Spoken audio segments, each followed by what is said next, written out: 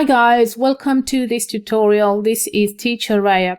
So in this session, we're going to solve an equation about straight lines and then finding distance between 2 points. And for part B, we are going to find the speed. It is a question to do with bearings. So before we start this question, I just want to say thank you to my viewer, my subscriber, who has spotted a mistake on this question earlier on. So I am therefore re-recording this question. The question is from NECTA Form 4 Mathematics Paper 2020 and it's question 4. So let's start with AI. We are told a line whose gradient is 3/2 and has the x-intercept of -3. We need to find the equation of the line in the form y equals mx plus c, where m and c are constants.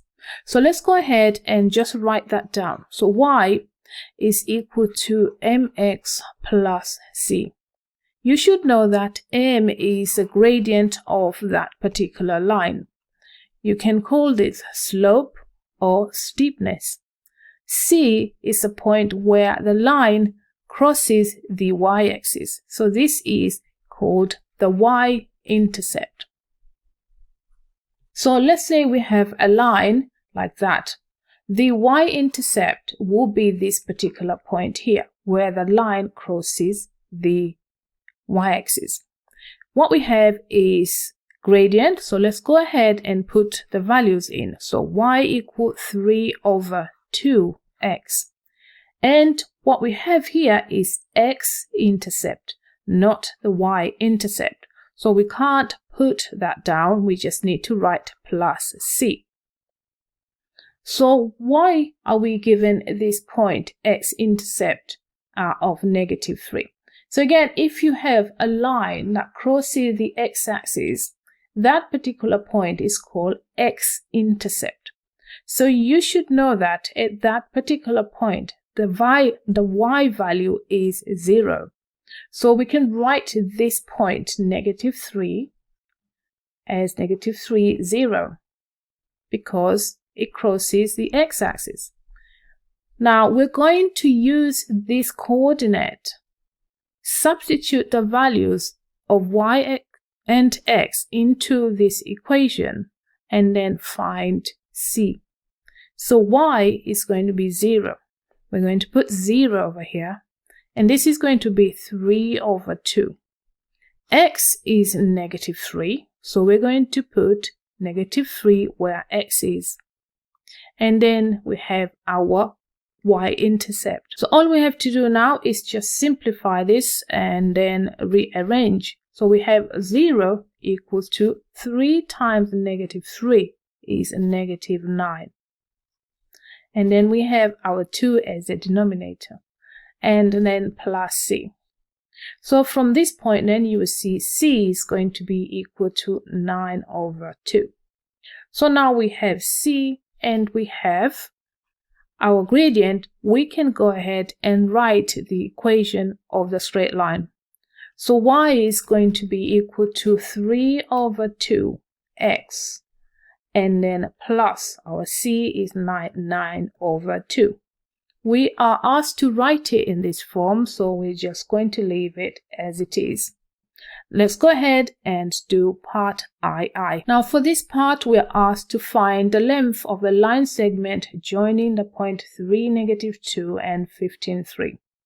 Now you may wish to use a formula, that's fine, but I like just to put them up here, do a little sketch, and then take it from there. So we have y-axis here, we have x-axis here. 3, -2 is a point in this direction, so 3x is positive, and then we have to go down. So let's say this point is 3, -2. And then we have another point which is 15,3. So let's say x is 15 and 3 is over here somewhere. So I'm going to write that point 15,3. What we need is the distance between these 2 points. So I'm going to connect these 2 points right there, and I'm going to sketch a right angle triangle like that. And what we need is this distance here. Now you can see all you have to deal with is the Pythagoras theorem. So the distance from here to there, my y values here is -2, and then I went all the way up to 3. So it's 5 units on this side. Horizontally, I moved from 3 to 15. So 15 take away 3 is 12. So all you have now is this triangle. Okay, so let me just do it here. You have distance here, and then you have 12 here, and you have 5 units there. We're going to use the Pythagoras theorem to find the distance between 2 points. So we have d squared, which is going to be equal to 12 squared plus 5 squared. So 12 squared is 144. 5 squared is 25. If you add these two, you get 169. Now we don't want d squared, we want just d. So d is going to be the square root of 169. Therefore, d is going to be equal to 13 units. And now for part B, we are told a boat sails due north at a speed of 120 kilometers per hour and a wind blows at a speed of 40 kilometers per hour due east.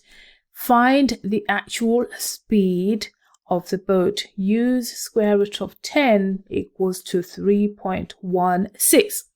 So every time you have a question like this, make sure you do a sketch. Okay, so let's just draw here with this direction of the boat. It's going up north, and the speed of this boat is 120 kilometers per hour. But there is some wind which is blowing at a speed of 40 kilometers per hour due east, which means it's going directly this way in the east direction. So this is east this way. Now the speed here is 40 kilometers per hour. Okay, what's going on? So first of all, you need to understand that speed has magnitude, and then we're given direction. So in actual fact, we have vectors here because we have speed and direction, but we are only asked to find speed, so the magnitude.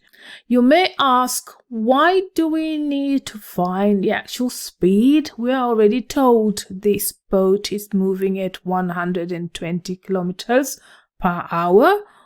Well, imagine yourself walking on a street and there is a wind, there's some wind which is going in the same direction of you or some other direction. Assume it's going in the same direction as you. So you'll be looking like you're moving faster than you are. So because the wind is pushing you, which means it's giving you extra speed. Okay, so what happened to this boat is that because this wind is pushing it this way, so it means it's actually going in this direction. It's trying to push it eastward, and this boat is actually going to have a higher speed than what actually says maybe on the speedometer. So you can see the actual speed is going to be a little bit more. So let's see if that works. So this is the speed of our boat. We have the right angle triangle, and these are magnitude. So we can apply the Pythagoras theorem by saying speed of this boat squared is going to be equal to 120 squared plus 40 squared. Okay, so if you work this out, 12 squared is 144, and then you got the 2 zeros. And then 40 squared, 4 squared is 16, and then you got the 2 zeros. If you add these together, you will get 16,000. We don't want speed squared, we want just speed, which means we need to square root this number here. So square root of 16,000, guys. From the knowledge you have from surds, we can write this as 16 times 1,000, But 1,000 is 100 times 10. So we can write 16 times 100 times 10. Right, square root of 16 is 4. Square root of 100 is 10. So 4 times 10, that's going to be 40 outside, and then we still have the square root of 10. So we're told to use square root of 10 as 3.16. So the speed of this boat, the actual speed, is going to be equal to 40 times 3.16. If you work this out, then you will get 126.4 kilometers per hour. Okay, so now you can see this actual speed is more than what it is because the wind is pushing this boat in this direction, which means the boat is gaining some speed. Okay guys, I'm going to extend this question slightly. Let's assume you're asked to give the direction of this boat, the actual direction. So we can see it's moving eastward slightly because of the wind. And when we give direction, we always give it from north going into clockwise direction. So we need to find this angle here. So we've got the opposite and we've got the adjacent. We can now find tan x. So tan x is going to be equal to 40 over 120. This is going to be equal to 1 over 3. So x is going to be equal to tan inverse of 1 over 3. If you find this, you will get x equals to 18.4 degrees. But because we're given bearing of this, we can say x is equal to 018.4 degrees. Okay, so now we can say this boat is moving at 126.4 kilometers per hour in the bearing of 018.4. Okay, guys, I hope you enjoyed this session.